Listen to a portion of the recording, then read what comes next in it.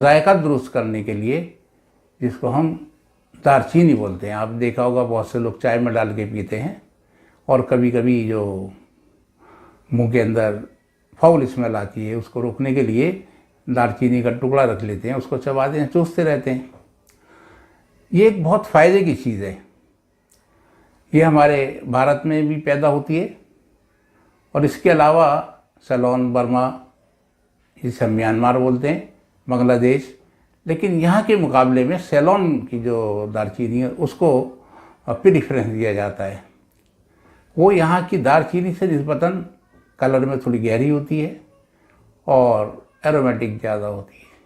और दरअसल ये एक पौधा होता है जो 1-2 साल में, 2 साल में समझें कि काफ़ी जब ऊंचा हो जाता है, पेड़ की शक्ल इख्तियार कर लेता है, तो इसकी बार्क, जिसे हम छाल बोलते हैं, उसको उतारा जाता है एक प्रोसेस के ज़रिए, और उनके पीसेस करके उनको साए में खुश्क किया जाता है। धूप में नहीं, साए में उसको सुखा कर, क्योंकि इसमें ऑयल होता है, सिनेमन ऑयल इसके अंदर पाया जाता है, और जिसकी खुशबू भी बहुत अच्छी होती है, जायके में मीठी होती है, हल्की सी मीठी होती है। हमारे तिब्बी यूनानी में मिजाज के हिसाब से इसको गर्म और खुश्की माइल माना गया है। बहुत उम्दा अगर हम समझें दवा के तौर पर तो ये बहुत उम्दा है, और इसके बहुत सारे फ़ायदे हैं। वैसे तो इसको आप ये समझे कि आम तौर से देखा होगा कि नज़ला है, ज़ुकाम है, खांसी है, इसके अंदर इसकी चाय बना के पीते हैं। लौंग डाल ली, दालचीनी डाल ली, कभी कभी अदरक ऐड कर ली, शहद मिला लिया, टी की शक्ल बना ली, ऐसे पीते गले की खराश वगैरह में, खांसी में, नज़ले में। और जो ब्रोंकियल अस्थमा, एस्थमेटिक कंडीशन जो होती है, उसके अंदर भी इसका इस्तेमाल फ़ायदेमंद पाया गया है। कहीं कहीं इसको पाउडर करके शहद में मिला के चटाया जाता है, तो ये बहुत फ़ायदा करती है। पेट की गैस हो गई, बदहज़मी हो गई, मेरे दांतों की कमज़ोरी हो गई, इसमें भी इसको मुफीद पाया गया। इतनी तो नहीं है कि हम इधर खाएं इधर, लेकिन हाँ, प्रोलॉन्ग यूज़ के बाद इससे फ़ायदा हासिल होता है। अब चूँकि इसका एक रिसर्च ये भी सामने आई कि हमारे खून के अंदर जो कोलेस्ट्रॉल बढ़ जाता है, ख़राब किस्म की चर्बी होती है, जिसे एलडीएल बोल दीजिए, ट्राइग्लिसराइड्स बोल दीजिए, ये इसको डाउन करती है। जब ये इसको डाउन करती है तो आप ये समझिए कि हम ब्लड प्रेशर की बीमारी से बच सकते हैं। इसके अलावा जो एचडीएल आजकल लैब्स के अंदर रिपोर्ट आती है, एचडीएल लेवल,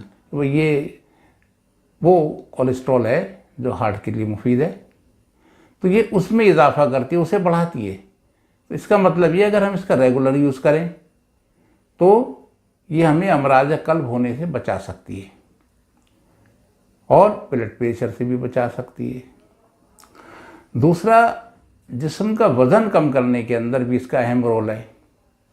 देखा गया है कि जो प्री डायबिटिक कंडीशन होती है, जिसमें पेट का साइज़ बढ़ने लगता है और इर्द गिर्द चर्बी का जमावड़ा हो जाता है, चर्बी पैदा हो जाती है, तो उसमें भी इसके इस्तेमाल से फ़ायदा हुआ है, वज़न कम हुआ है, पेट का साइज़ कम हुआ है। ये कुदरत की दी हुई चीज़ है, ये कुदरत का ख़जाना है। हमें इन चीज़ों की तरफ ज़रूर तवज्जो देनी चाहिए अपनी सेहत को दुरुस्त रखने के लिए। अब मैं बात करता हूँ कि इसके अंदर एक फ़ायदा और है।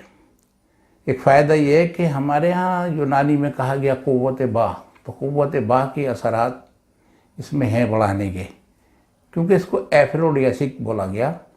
एफ्रोडियासिक तो समझते हैं आप, तो इस लिहाज से इसको यूनानी की बहुत सी दवाइयों में शामिल किया गया है, फार्मूलों में। दूसरा एक इसका जो फ़ायदा है वो ये है कि एंटीऑक्सीडेंट है। ये बहुत आम सी टर्म है, टर्मोलॉजी है, जिसको हम यूँ समझ लें कि हमारे खून में एक किस्म के मटेरियल पैदा होता है, फ्री रेडिकल्स जिन्हें बोलते हैं, और जिनके होने की वजह से हमारे पर हमारा जिस्म में कहीं भी रसौली टाइप, कैंसरस कोई प्रॉब्लम खुदा ना करे पैदा हो सकती है। तो ये एंटीऑक्सीडेंट है, ये उस फ्री रेडिकल्स को बनने से रोकती है।